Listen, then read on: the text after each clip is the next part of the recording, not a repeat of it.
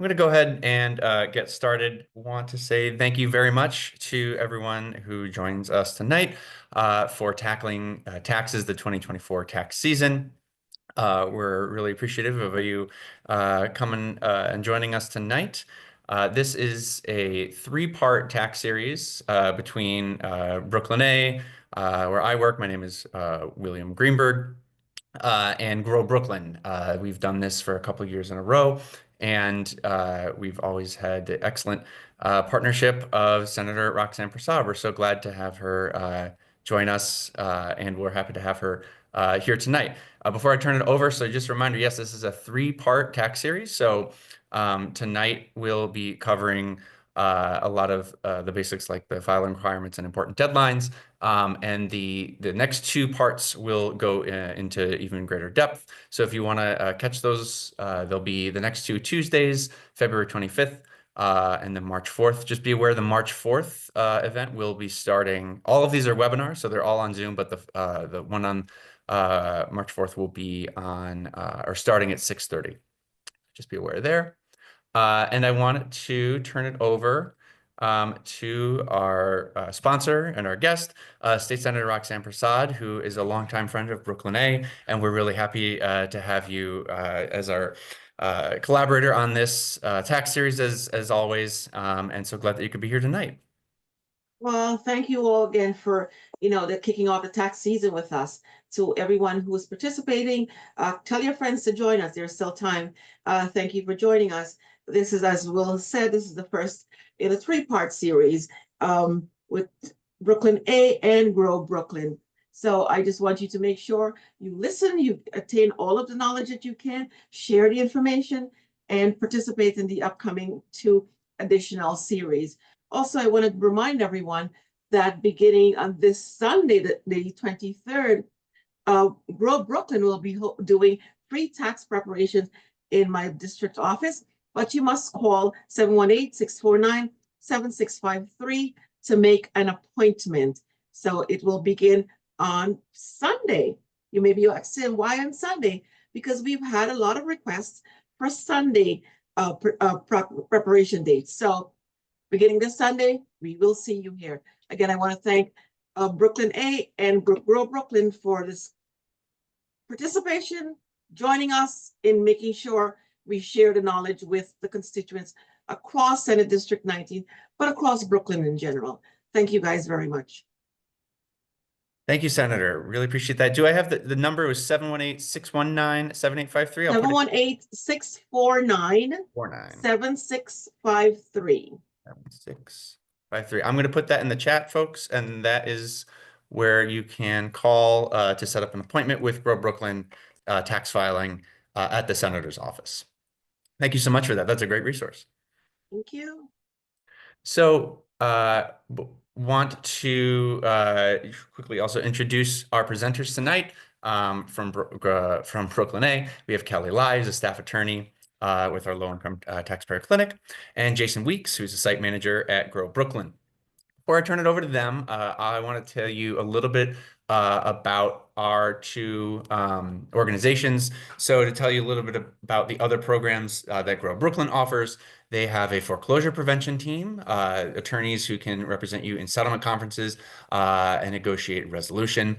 They also have under that team counselors who will do negotiations, talk with lenders, and give you budgeting and documentation advice. They also have estate planning services, Grow Brooklyn's PYT program. They have a free end-of-life and estate planning legal service, as well as the Black Home Ownership Project, which is called Generation to Generation. And finally, the financial capabilities and housing counseling work offers free one-on-one counseling, financial counseling, if you're working toward a specific goal, such as creating a sustainable budget, building or repairing your credit history, or you can work on establishing savings over time. It's a HUD certified program, and it prepares individuals and families to be able to navigate the home buying process. So a little more about Grow Brooklyn, and Jason will give you a little bit more detail about in depth of the taxpayer services that Grow Brooklyn offers. A little more about Brooklyn A. So we are a civil legal service provider We've been around for more than 50 years with the goal of overcoming systemic racism and oppression. We were established in 1968 as part of the War on Poverty. And Brooklyn attorneys believe that play a critical role in combating poverty, inequity, and racism. We have several core programs. We have our Preserving Affordable Housing program, which works on preventing evictions and harassment and works to organize tenants along with other work. Our Consumer and Economic Advocacy program, where our taxpayer work is housed, also does deed theft work and predatory lending prevention, as well as scam prevention and defense.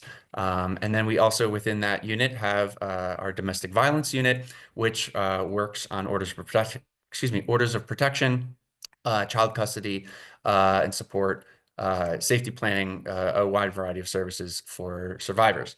And then finally, our Commercial and Economic Development program houses our commercial lease assistance work, which is open to businesses all across the city, as is our other programs. The only borough restricted program is our Preserving Affordable Housing work, which is just in Brooklyn and Queens. The CED team, yes, they do things like negotiating your rent with your landlord as a commercial tenant, and can work with you on creating a new lease or renewal so that you get a good deal. And then we also do support for nonprofit organizations within that team.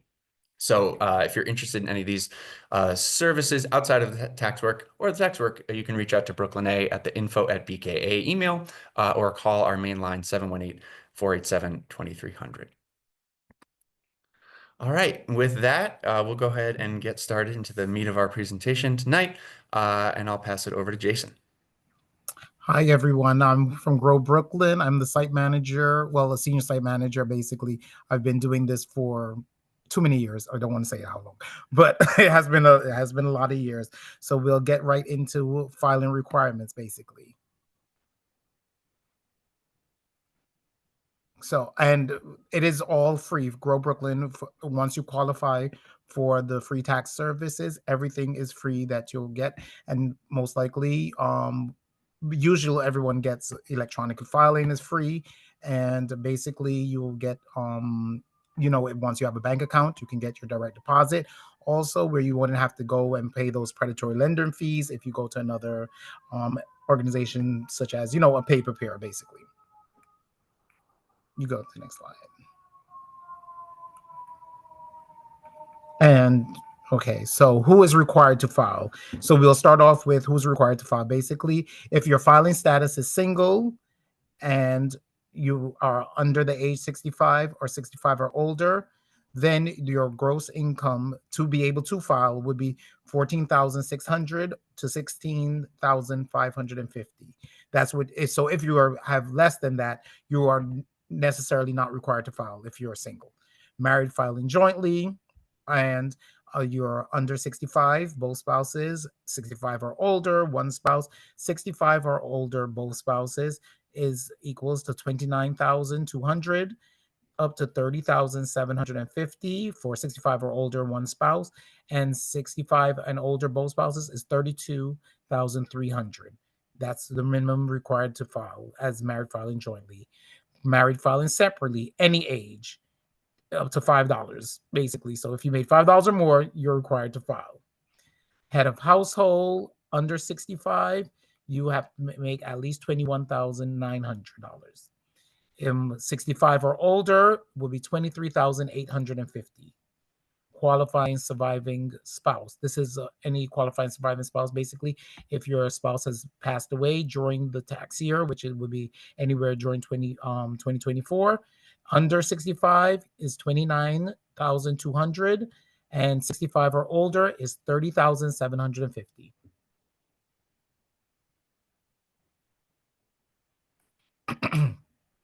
Other situations when you must file a return if any of the conditions below apply to you in 2024. You own any special taxes included any of the following. Any of the following, basically: alternative minimum taxes, additional taxes on qualifying plans, including individual retirement arrangements, IRAs, or other tax favored accounts. Household employment tax, Social Security and Medicaid tax on tips and didn't report to your employer, or wages you received from an employer who didn't withhold any taxes. Uncollected Social Security and Medicaid, which or RRTA tax, in tips if you required to your employer, or on a group term life insurance and additional taxes and health savings accounts. Representative, replication taxes. Sorry about that. And two is you or your spouse, if filing jointly, receive health savings accounts, ARCH MSAs, or medical advance MSAs distributions. You had a net earnings from self-employment of at least $400. You had wages of 108 and 28 cents or more from a church, qualifying church controller organizations that is exempt from employee Social Security and Medicaid taxes. Advance payments on premium tax credits were made for you and your spouse or individuals, dependents who enrolled in coverage through the marketplace. You were enrolled in and received Form 1095A showing the amount of the advance payments. You are required to include amounts of incomes under Section 965, or you have next tax liability under Section 965 that you want to pay. I can't see the rest actually. I'm sorry. Oh, 7. Oh, let me go to 7. I'm trying to see 7. Wait 1 second.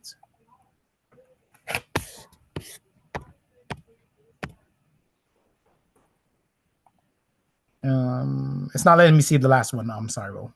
That's okay. I've got it here on the screen. So the 7 is last situation must files. You purchased a new or used clean vehicle from a registered dealer and reduced the amount you paid at that time of sale by transferring the credit to the dealer. Right. And if you have any questions, if you think you must file and you have any questions, you can always call the number for VITA to basically answer the questions of if you have these documents, if you should file, because most of these things that I'm saying, you're not going to remember, but if you did get something in the mail saying, tax documents, once you call the hotline and the number, we'll be able to tell you if you would be able to file or if you're required to file the tax return. Next slide. Benefits of filing even if you're not required. You had a federal tax withheld or made estimate payments. You should file to receive any surplus withholdings as a refund. So basically, if you had taxes withheld, but you made under the certain amount that you would even need to file, you can probably get back all the taxes that they withheld. To get tax credits. Earned income tax credit, you can qualify for EITC. If you worked at a low income job, your credit amount will depend on your income level, filing status, and how many dependents you claim. Child tax credit, if you have any qualifying children, you may be eligible. And also the American Opportunity Credit. Students in their first 4 years of postgraduate education can qualify for this credit up to $1,000 on each in this refund, which is refundable. Tax documents to look for. Employees, W-2, self-employment, you might get a 1099 NEC or 1099K. Unemployment, you will be a 1099G. College graduates usually get a 1098T or a 1098E. Homeowners, 1098 mortgage statements. And retirees can also get a SSA letter, 1099 or a 1099R. Filing statuses are as goes: single, qualifying widow, married filing jointly, married filing separately, and head of household. Filing status: qualifying widow. If your spouse died in 2002 or 2003 and you didn't remarry before 12/31/2024, use qualifying widow status rules. You have a child or a stepchild, no foster children who you can claim as a dependent. The child lives with you the entire year of 2024. You paid more than half of the cost of maintaining your home. If your spouse, half of maintaining the cost of your home. If your spouse died in 2024, you can file as qualifying surviving spouse instead of using married filing jointly earlier.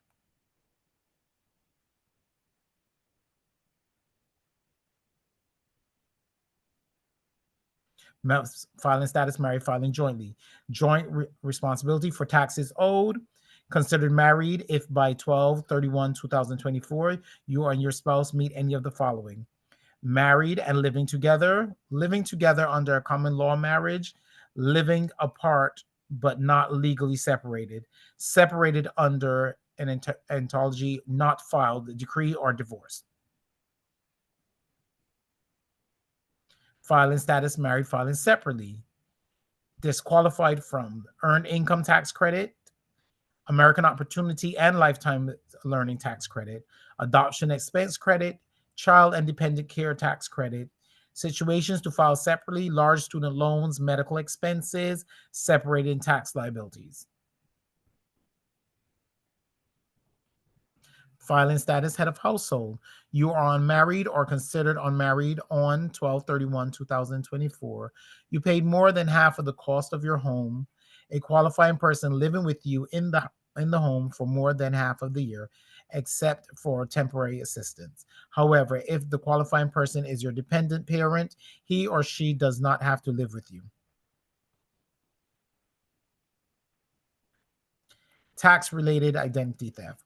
What is personal identity information? Personal identity information, PII, is an information that can be used to authenticate your identity. This includes social security numbers, passwords, tax IDs numbers, credit or debit card numbers, date of birth, prior year, AGI, and so on. You can never be too careful about protecting your PII. Make sure that the website you are sharing your PII on have security measures in place, like two-step verification and encrypted certifications.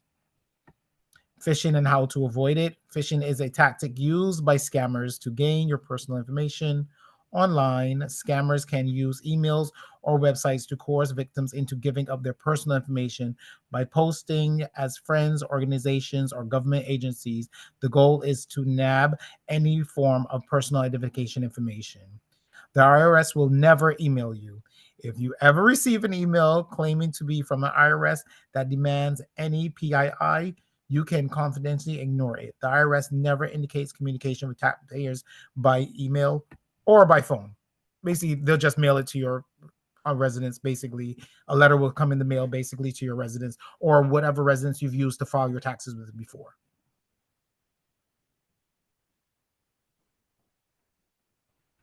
Important deadlines and tips. I think this is Kelly. Yeah, so thanks, Jason, for all that information. I'll take over the important deadlines and tips. Next slide, please. So here are the important deadlines for this year's. The IRS and New York State started accepting and processing returns January 27th. So we have been a few weeks into this tax season. The due date this year is April 15th. That lands on a Tuesday.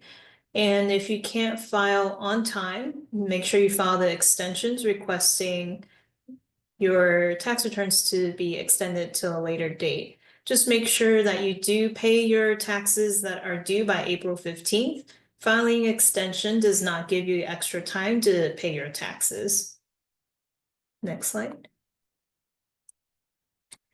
So here are just some general tips when you file your 2024 tax returns. To avoid any delays, you should file electronically with direct deposit instead of submitting a paper return. From our experience, if you submit a paper return, it may take several months before it even gets to the IRS for them to scan it and input it into their system. If you don't want to have your direct deposit information entered, you can ask for a paper check. However, we've had many clients whose paper checks have been stolen, and that takes a really long time for the IRS to investigate, and that just extends any time for you to get your refund. Make sure you gather all the records mentioned by Jason, your W-2, 1099s, investment accounts, cryptocurrencies. If you earn any income from there, make sure you have everything ready to give to a tax preparer, or if you're preparing yourself. If you're working with a tax preparer, they can only go off information you have provided them. If they don't have everything, they're unable to complete your return.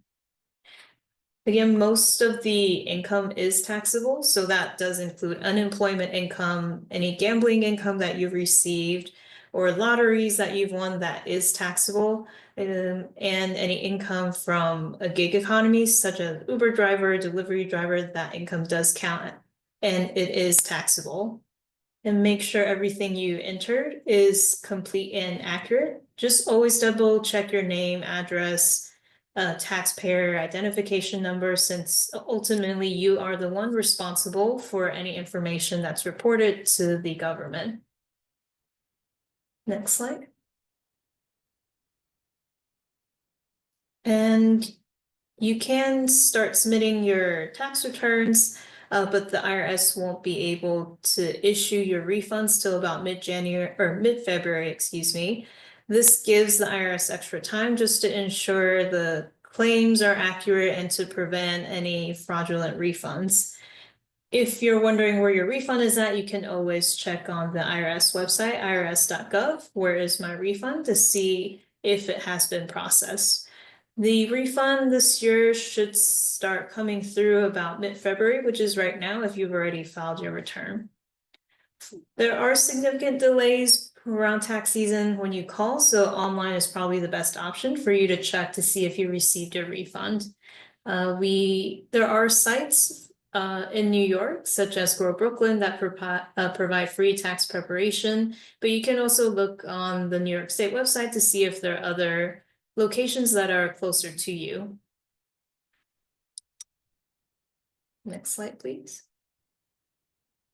And again, submitting electronically is the best way to ensure that the information you are giving to the IRS is accurate rather than mailing the return.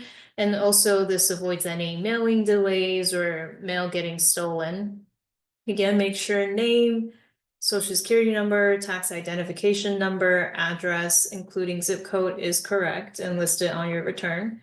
And choose only one correct filing status. So of the 5 different statuses, you can only qualify for one of them that Jason explained earlier.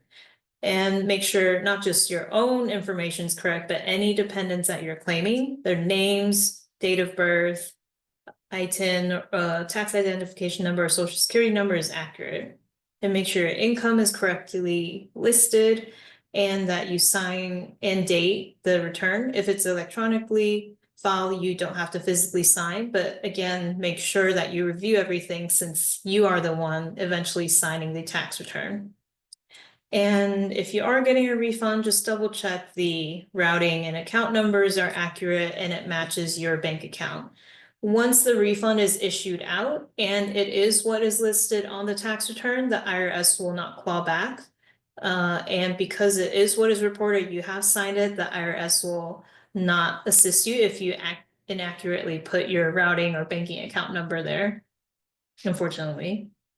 And this is really important. Just make sure you keep a copy of all of the returns, and that also includes any tax documents like 1099 W-2s for a few years, just in case if there are any issues that arise, or maybe you are involved in an audit or any other IRS requests that may come through. Just make sure you always keep a copy for your own records. Next slide. And if you are unable to get all your documents by April 15th, you can request to file an extension with the IRS. You will complete Form 4868. So that's an application for automatic extension to file before October 15th. This can be electronically filed on the government's website and with New York State. It's a similar form. It's the IT-370. Again, it gives you a 6-month extension, and you can also apply this through the online website. Again, this does not grant you any time to extend to pay your taxes. If you don't pay by April 15th, then you know you will owe.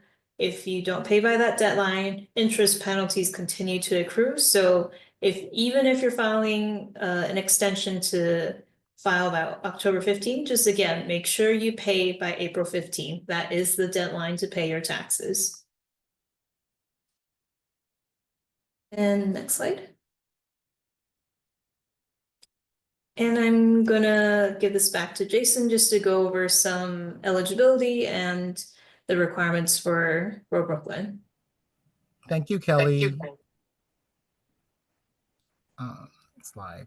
So, Grow Brooklyn's free tax prep service, Volunteers Income Tax Assistance, VITE Prep, is an IRS-sponsored tax preparation program created to promote tax law awareness and understanding, prepare free and accurate tax returns for low to moderate income individuals, elderly people with disabilities, encourage personal asset building through increments like opening bank accounts and tax incentives like contributing to an IRA, college savings like a 529 accounts, allowing taxpayers to avoid the service of predatory and basically taxpayer, and communicating tax preparers and commercial tax preparers. Self-employed tax prep is the SETP program, year-round service for self-employed small business owners, freelance gig workers, up to $250K in expenses. If you work for yourself, you need to file taxes annually and make estimated tax payments quarterly. New York NYC free tax prep can help. Look for the site specifically for the self-employment where you can get the other resources and free help to grow Brooklyn to grow your business. Next slide. So this is really a map that shows our in-person services, where our locations are. It's kind of really small, basically. So, I mean, if everybody on the screen could see, we have some in Bed-Stuy, we have Bushwick locations, downtown Brooklyn, East New York, East Williamsburg, Flatbush, Gowanus, Jackson Heights, Ocean Hill, Brownsville, also Sunset Park. We have drop-off services in Brighton Beach, and also they can do their taxes virtually, which is contactless, and it gives you all the locations. It gives you the phone number right there, and you can also schedule your appointments on www.growbrooklyn.org/free taxes, and the phone number is down there too. Jason, I was just putting that into the chat for folks here. So, and Okay, this chart is on the Grow Brooklyn website if people want to get Yes, this chart is on the Grow Brooklyn website, and it actually shows all the locations also, because I know it is kind of tiny for people to see now. Yeah, So no, it's all it good. has every location, and when you go on the Grow Brooklyn website, it'll tell you all the hours of operation for the sites. Perfect. So, folks, in the chat, you should be able to see it. Let me know if you can't. The website link there, so it's easy to grab, and then the phone number as well.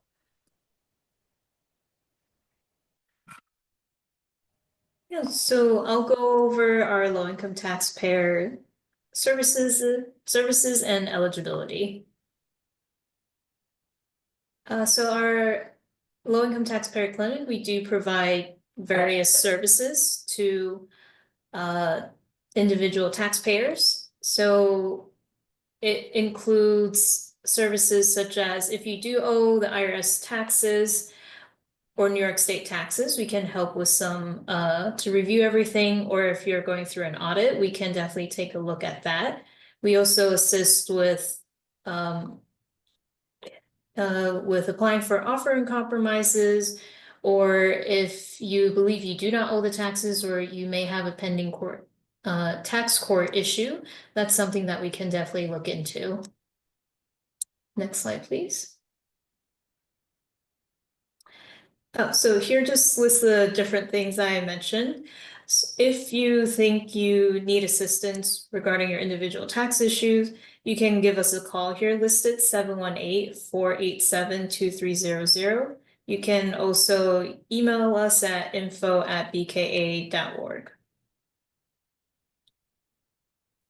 Because hence our name, Low Income Taxpayer Clinic, we do have a income eligibility requirement. And for example, if you are a one-person household right now, the cutoff is $39,125 annually. We do accept a small percentage of those who make above this income, but that is a case-by-case basis, and it does depend on our capacity. If you think you're close, just give us a call and we'll review your case to see if we're able to assist. Next slide. Yeah, and this slide lists our contact information in case you do want to reach out to us. Yeah, I'll leave this up for a second. Yeah, and I'll put the emails in here as well. Free taxes at Grow Brooklyn. So these are the best ways to reach both of our respective organizations. But I think that wraps up the bulk of our content. Thank you both so much, Jason and Kelly, and thank you to Senator Prasad. We're going to open it up to questions. So I'm going to stop sharing the screen. And we'll go ahead. Feel free to, you have a couple options if you'd like to ask your question verbally. There's a little hand raise icon you should see on your screen. You can raise your hand and I'll be able to unmute you and you can ask Jason and Kelly your question directly. Otherwise, if you want to put it into the chat, I'll be able to see it there. There's also the Q&A box. So wherever you'd like to add it. And we do have, I see one here. Is the VITA program still accepting volunteers? Do we know? Sorry, you had to me. I'm not sure if we're really accepting volunteers yet because I think we do. But if you do actually go on the website of the VITA program, it actually has the drop down for like if you want to volunteer, and then they would put you onto our volunteer coordinator, which is Josue, and he'll be better able to tell you if they have capacity for new volunteers, what times they might have volunteers that we might need them to participate. Perfect. And you said the Grow Brooklyn site is Yeah, the Grow Brooklyn, yes, the Grow Brooklyn website. That's the VITA. Excellent. Wonderful. So again, folks, if you want if you want to ask a verbal question, go ahead and use the little raise hand button. Otherwise, you can put it into the chat. I have one here. So if you're not really sure if you should file or not, does it hurt to just file? Like if you're almost making enough income, or you're not sure if you qualify, is there any hurt in just doing it anyway? No, there's no hurt in just doing it. As we said, if you did pay, so if you made a little bit, but you paid, say, I'm just rounding up. If you made $500 and you paid $25 in taxes, you'll get back the $25. So I mean, it's your money. So, and it's a free site. So why not take advantage of it? It is yours. So it doesn't hurt to file. And also, basically, so like when we did see in the pandemic, basically people that filed their taxes before, even if they didn't really need to file, that's how basically they got their stimulus check also. So because they went through people who filed their taxes. So that's another way, God forbid that we have any other tragedies like that, but that's how they actually can track you basically from filing your taxes. The easiest way to give you money if they do ever again. That's a great point. Yeah, good to be already in the system, as you put it. Yeah. Yes, exactly. We have a question from Senator Prasad. Is any information shared with immigration for persons using an ITIN? Do you want to refresh folks what an ITIN is? Oh, so ITIN is a personal identification number that is usually given to like non-documented people that are here, so they can pay taxes basically. So they're contributing to the tax just like everybody else also, and they actually, most people with ITINs always end up owing, and they actually, because they don't get the same benefits as people with a green card or regular citizens also, so they won't get like earned income credit and everything else like that, even if they had kids that were born in the US. So basically, but no, none of our information is shared. Gotcha. And do you know if that's a requirement of any tax preparer, like to not share information like that? Yes, every tax preparer is known not to share. We're not to share anybody's tax information with any other entities. Kelly, do you have something on that? Yeah. Oh, I mean, everything is changing so much in the past month. I'm sure you're all aware. We definitely do not share the information, but it's not a guarantee. I don't know what's going to happen, whether the current administration will force the IRS to release information. So unclear. Good to Right. know. As Kelly just said, yes, basically, so VITA doesn't share the information of anyone else, but now, as of course with the current administration, if they do, have to, if they get legislation to get the IRS to share everyone's information, there we go. They'll basically have everyone's information. Good to keep in mind. So yeah, definitely need to keep an eye on how things develop there. I have a question from Tatiana in the chat here. Could you please repeat the first 2 slides with information about who must file income? I don't mind resharing if that's helpful. Jason, do you want to briefly do a quick overview again? I think Tatiana, you're looking for, I think, probably the slides 9 and 10 are the filing requirement numbers, and then the other. Excellent. All right, why don't I share? Why don't I share again? Okay. You seeing it? Oh, wait.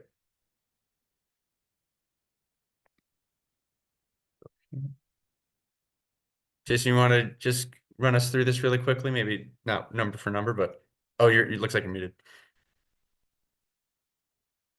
Oh, you're still muted, Jason.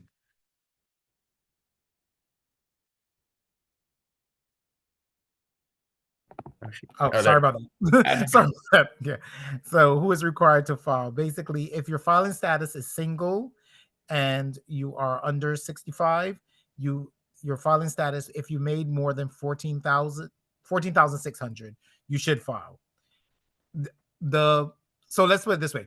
Basically, these amounts are just suggestions that you should file also too. Because if you make less than that and you've paid into taxes, you should still file because you will get your taxes back. But this is basically the minimum amount that they're saying that if you don't file, this is when they won't come after you. Basically, if you made less than that you are required to file a tax return. So if you're single under 65, you have to make up to 14,600 and you're required to file.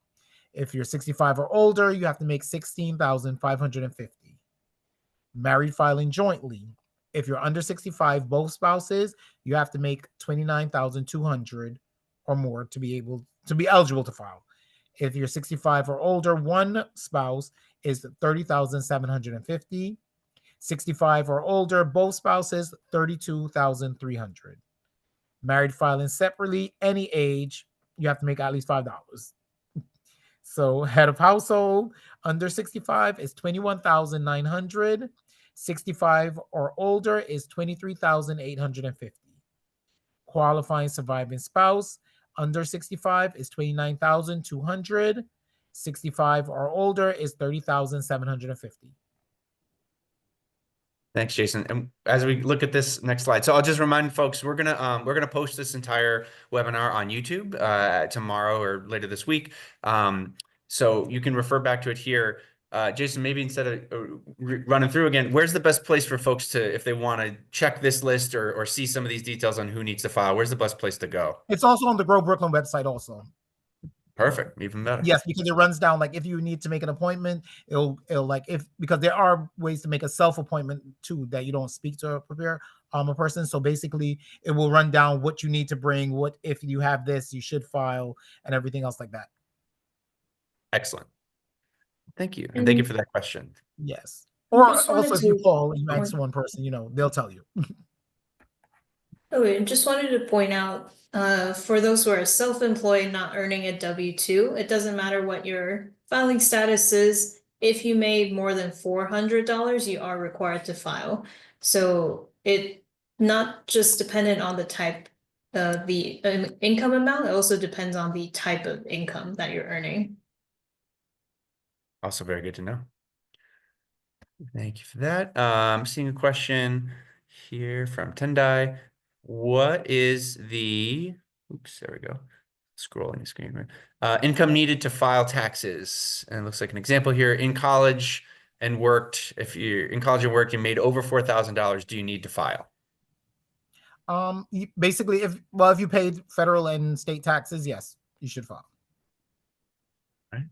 But that's also a thing, because if you're in college and your parents are doing most of the support, also you can still file your return as not claiming yourself if your parents are claiming you because they pay your tuition, so they would get the the your 1098-T, so they would get the benefits basically for the tuition and everything else like that. But if you made $4,000 or less, you'll get back your taxes regardless if you exempt from your exemption basically. So you should still file, but you should actually talk to your parents too. Absolutely. Mhm. I don't see hands raised. I do see some more chat questions though. Okay, we have one here. I was in the hospital for 3 months with congestive heart failure. Very sorry to hear. Hope you're doing better now.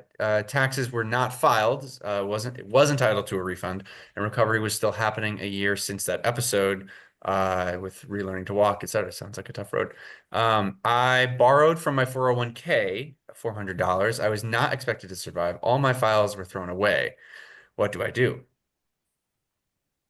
It's a tough. Okay. Yeah. So basically if you had if you got borrowed from your 401k and all your tax documents, you can actually ask for a transcript from the IRS, and they'll have all of the transcripts. Because what happens is basically when you get your W-2, the 1099, any of these forms, the IRS already has these forms. They're getting one from the employers and everything else like that also. So they're giving you the copies also, so you can file your taxes, because they don't know whatever your situation is. You could be married within the year, other situations, whatever dependents you might have and stuff. So you can file your tax return.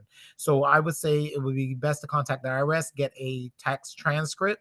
You'll also have to call the state, also New York State and city, to get a transcript from the state and city also, and then you'll be able to file your taxes. I'm just typing that in through answer as well. That's great to know.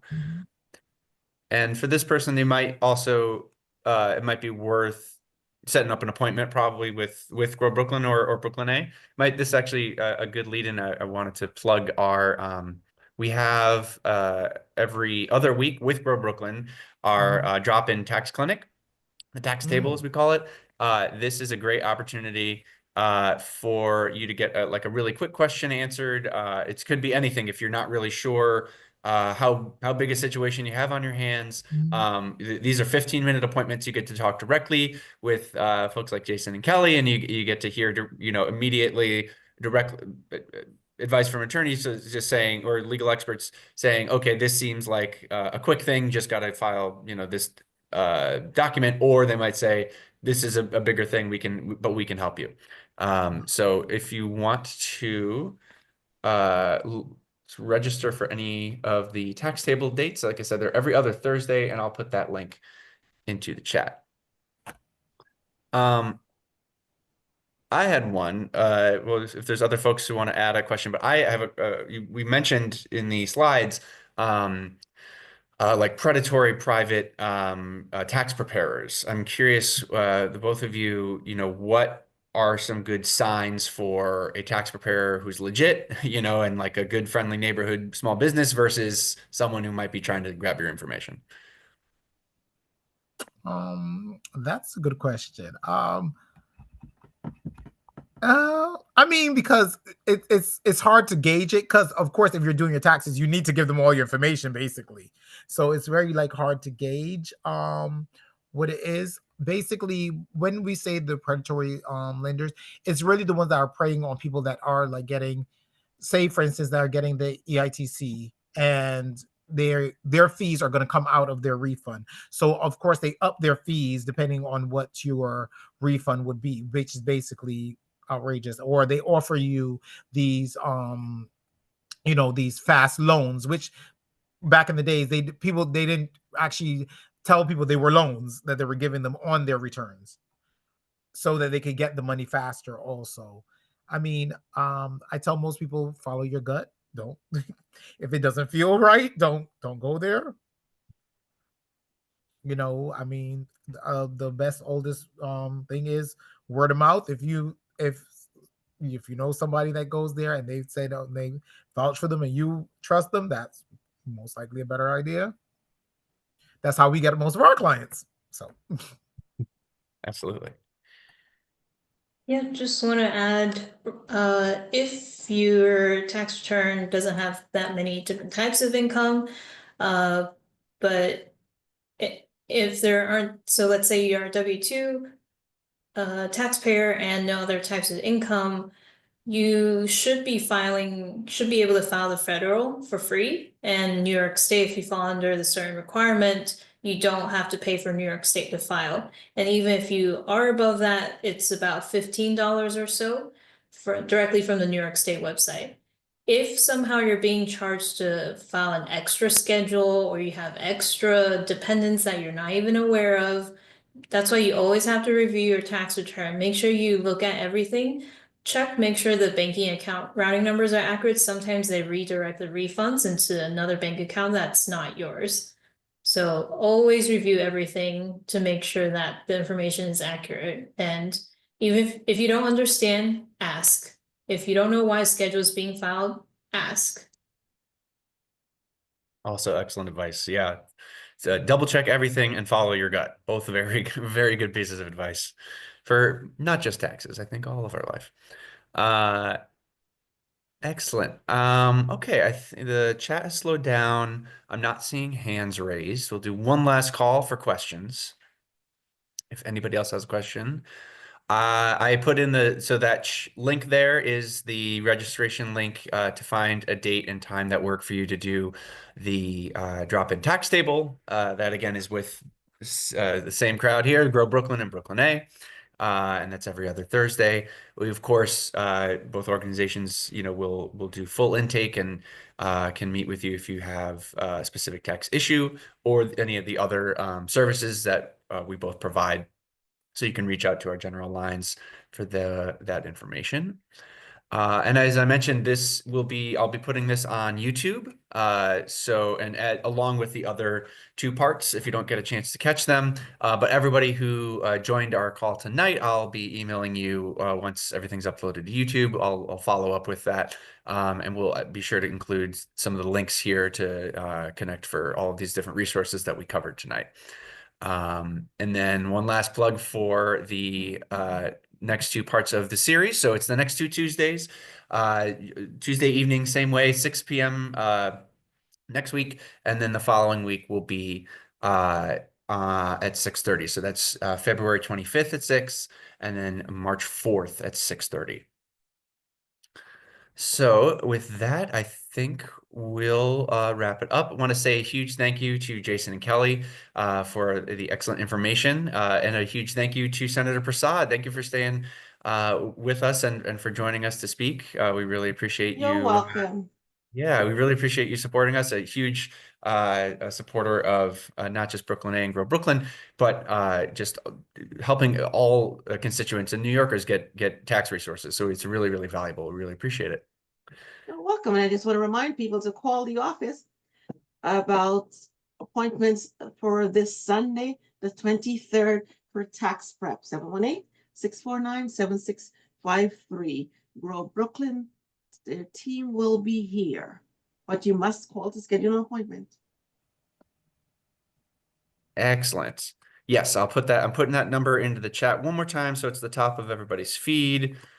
This Sunday, what date is that? February 23rd. Thank you. 23. Wonderful. I'll put that in the follow-up email as well. Okay, thank you. Have a great evening, everyone. Thank you so much. Bye. Thank you everyone for Thank being here. you. You're welcome. Take care. Have a good night. Take care. Thank you, Will. Thanks, Jason. Thanks Thanks, for Kelly. organizing.